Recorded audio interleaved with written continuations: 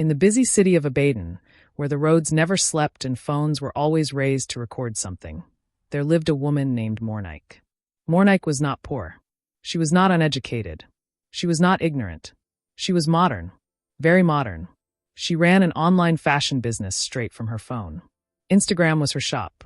TikTok was her billboard. Every day she took pictures, recorded videos, and refreshed her page again and again. Likes made her happy. Comments made her smile. Shares made her feel important. To Mornike, the internet was not just a place. It was her world. When she became pregnant, she shared everything. Her growing belly. Her cravings. Her hospital visits. People followed the journey closely. They praised her. They waited. So when she finally gave birth to a baby girl, Mornike smiled and said, "This is it." Her daughter's name was Darasimi. Darasimi was small and soft. She cried often. She laughed easily. She liked to sit on the floor, hold her toys, and crawl around freely. She was just a child. But Mornike did not see a child. She saw a brand. From the time Darasimi was only a few weeks old, pictures began to appear online. The baby in fancy dresses. The baby with matching shoes. The baby with bows tied tightly on her head. People loved it. So cute. She's a star. Little queen. And every comment made Mornike stand taller with pride. As Darasimi grew, the posts increased. Birthday shoots. Morning routines. Funny moments. Even her tears were recorded. "Say hi to the camera," Mornike would say. Sometimes Darasimi was tired. Sometimes she didn't want to smile. Sometimes she just wanted to sleep. But the phone was always there. By the time Darasimi turned 3, her wardrobe changed completely. No cartoon tops. No loose gowns. No flat sandals. Instead, Mornike bought crop tops, tight shorts, short skirts, off-shoulder blouses. Clothes meant for grown women. She would stand in front of the mirror, holding outfits against her daughter's tiny body. "You will scatter everywhere," she would say proudly. "This one will look mad on you." Darasimi did not understand what scatter meant. She only knew the clothes were tight. She only knew they were heavy. She only knew they were uncomfortable. When she complained, her mother would hiss, "Stop that nonsense. Do you know how many children want to look like you?" Then came the wigs. Long wigs. Curly wigs. Bone-straight wigs. Wigs heavier than Darasimi's small neck could carry. Mornike would sit her down and glue the wig carefully. "Don't move," she'd warn. "Beauty is pain." By the time Darasimi turned 5, she had more followers than most adults. Brands sent clothes. Companies sent gifts. Money started coming in. Mornike was proud. "She's helping the family," she told people. "And she enjoys it." But at night, when the phone was quiet and the lights were off, Darasimi asked soft questions. "Mommy, why do people watch me? Mommy, can I play without the camera?" Mornike would smile and reply later, "Keep quiet." She did not notice that her daughter learned how to pose before she learned how to dream. She did not notice that Darasimi looked for cameras before she looked at people. To Mornike, it was success. To the world, it was entertainment. But somewhere deep inside Darasimi, something small and fragile was waiting to be seen. Not as a picture, not as content, but as a child. And one day, that silence would speak. Every outing became a photo shoot. At restaurants, Darasimi was not allowed to eat until pictures were taken. At home, she was made to dance trending dances for social media. At the mall, she had to walk slowly so her dress would show well. Even in car parks, Mornike would stop suddenly. "Stand there. Ah, the light is good. Let me snap you quickly." Birthdays were the worst. While other children ran, laughed, and played, Darasimi stood still. "Turn small. Pose like this. Smile like a big girl. Don't stand like a village child." Sometimes her cheeks hurt from smiling too much. But the camera never noticed. Sometimes her legs ached from standing too long in high shoes. But her mother never noticed. Or perhaps she noticed and did not care. The phone was always right in front of her face. Mornike posted pictures and videos quickly. "Mini slay queen. My baby is already classy. Born to slay." Strangers commented from faraway places. "She's so beautiful. She looks older than her age. Fashion baby. She's going to break hearts." Mornike read every single comment. She smiled. She replied with love emojis. Each comment felt like praise. Each comment felt like proof that she was doing something right. At home, Darasimi changed clothes many times a day. Wigs were placed on her small head. Makeup was brushed onto her young face. Sometimes she rubbed her eyes and whispered, "Mommy, it's itching." Enjoy it, Mornike replied. Beauty is pain. Don't ever forget that. Her husband, Oludumala, watched quietly for a long time. He noticed how their daughter no longer played freely. He noticed how she now asked, "Is this good?" before smiling. He noticed how tired she always looked. One night, Darasimi fell asleep on the couch. Makeup still covered her face. A heavy wig rested on her head. She breathed softly, like a child who had worked too hard at being grown. That night, Oludumala spoke. "This thing you're doing, don't you think it's too much?" Mornike didn't look up from her phone. She was busy replying comments. "She's my child," she said. "But she's 5 years old," he replied. "So she should enjoy life early." "She's wearing wigs heavier than her head," Oludumala insisted. "She needs rest. She needs to play. This thing you're doing is like child abuse." Mornike waved her hand dismissively. "She looks good, Damola. Very, very beautiful. I cannot stop dressing her like this." "She's a child, Mornike." Mornike finally looked up, her eyes sharp. "And I am her mother. I know what I'm doing. Just leave me alone." She turned back to her phone. The room fell silent. Darasimi slept, dreaming small dreams, while her life continued to be planned, one post at a time. At school, they noticed it early. At first, it was small things. Her uniform skirt was always shorter than school rules allowed. While other girls wore simple hairstyles, Darasimi came in with adult braids. Her nails were painted bright red, shiny, and too long for a child.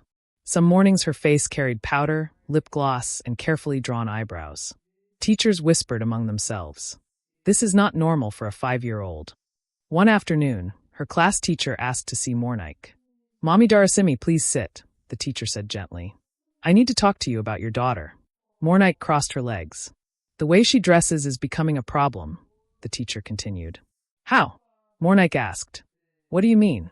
"She's distracting the other children." Mornike frowned.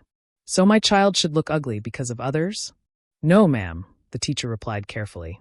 "But she's influencing them. They now want makeup, painted nails. They refuse to wear their uniforms properly." Mornike laughed. "And how is that a problem? Children shouldn't look good again? Isn't it better they think that way?" The teacher sighed. "She also speaks like an adult. Some of the things she says are not age-appropriate. And that means she's smart," Mornike said quickly. "You should be proud of her." The teacher had no answer. At 5 years old, Darasimi was different. While other children ran during break time, she walked slowly. She was careful not to fall, not to stain her clothes, not to sweat too much. She never climbed the playground bars. She never rolled in the sand. If someone invited her to play, she would ask softly, "Will it spoil my dress?" Other children began to notice. "Why do you talk like a mommy?" one girl asked. "Why do you wear lipstick?" another whispered. Soon, parents noticed too. And still the camera kept rolling. "Don't follow that girl," some parents warned their children. "She's too exposed. She behaves older than her age. We see her online. Avoid her." Slowly, things changed. Children stopped sitting beside Darasimi. They stopped holding her hands. They stopped calling her name during games. Darasimi noticed everything. During break time, she sat alone, carefully adjusting her dress, fixing her hair, waiting for the bell to ring. Sometimes she watched other children laugh and run freely, and something heavy settled in her chest. Something she did not yet have words for. At home, one evening, she asked quietly, "Mommy, why don't my friends like me?" Mornike didn't look up from her phone. "They are jealous of you," she said casually. "You are beautiful. You are special." Darasimi nodded. But she did not feel special. She felt tired. She felt lonely. The final warning from her school came sooner than expected. One morning, Mornike was called to the school office. The headmistress sat behind her desk, her face calm but serious. "Madam, we cannot continue like this," she said. "We cannot tolerate this behavior anymore." Mornike folded her arms. "So now you want to police how I raise my child?" "No," the headmistress replied. "We are protecting our standards and the other children." Mornike laughed softly. "What standards? You're just jealous because my child looks good." The headmistress sighed and opened a drawer. She brought out a letter and placed it on the desk. "This is the final warning," she said. "Please stop dressing her like an adult. If nothing changes, we will ask Darasimi to leave this school." Mornike took the letter without reading it. Her face was hard as stone. Outside the office, Darasimi stood quietly, holding her small bag, waiting, without understanding why life always felt so heavy. Mornike did not take the warning seriously. She made no changes. And soon enough, the school withdrew Darasimi. Mornike shouted in the office. She insulted the teachers. She called the school backward and jealous. At home, she ranted to anyone who would listen. They hate my child because she's beautiful. Then church became another problem. Some women spoke to her gently. Madam, please, your daughter is too young for wigs and makeup. Let her dress like a child. Mornike was furious. Even church people are jealous now. When they refused to let Darasimi sit in front wearing wigs and short dresses, Mornike stopped attending church altogether. She stayed home. Online, some followers had started to complain too. This is too much. She's still a child. But Mornike didn't care. Instagram paid. Likes increased.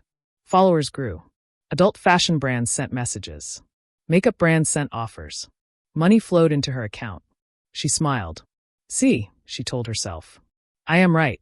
The world is wrong. And as long as fame and money kept coming, she felt justified, no matter the cost to her child. Then came the birthday invitation. A colorful card arrived one Saturday morning. Mornike clapped excitedly and rushed to the wardrobe. This dress will be perfect, she said. Darasimi sat quietly on the bed. Her eyes looked dull. Her body looked tired. Mommy, she said softly, can I wear flats today? I don't want heels. Mornike stopped and turned sharply. Flats? For a party? You don't want to slay? You don't want to look good? She pulled out a pair of shiny high heels, small but clearly meant for adults. You must show them you are classy, she said. You must show them you are a fashionista. Darasimi stared at the shoes, then began to cry. My feet hurt when I wear them, she whispered. Please. I don't want to. Mornike sighed impatiently. You'll be fine. Beauty requires sacrifice. I've told you already, this is not today. At the party, music played loudly. Children ran around laughing freely. But when Darasimi walked in, people paused. Isn't she too small for that? Someone whispered.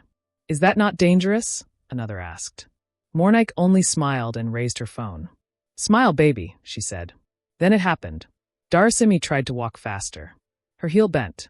Her foot slipped. Her small body crashed hard to the ground. Her head hit the floor. Blood appeared. People screamed.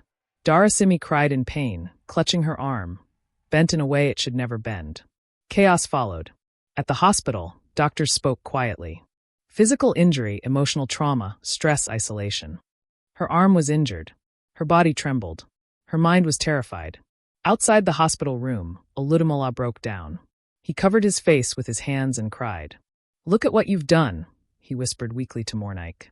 For the first time, Mornike did not reach for her phone. She stood still. She looked at her daughter lying on the bed. And finally she saw it.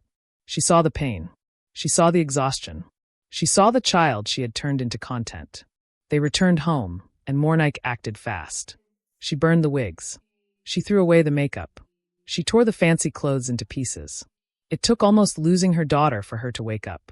She knelt beside Darasimi's bed, crying. I am sorry, she said. I forgot you were just a child. I promise I will be a better mother. I will never make you do this again. She made Darasimi's social media accounts private. She was ready to remove her daughter from the internet and let her be a child again. But something dark had already begun. Someone had been watching from far away. Someone had noticed everything. That same night, in a distant place, a man adjusted his camera, smiled slowly, and waited. He had evil plans for Darasimi.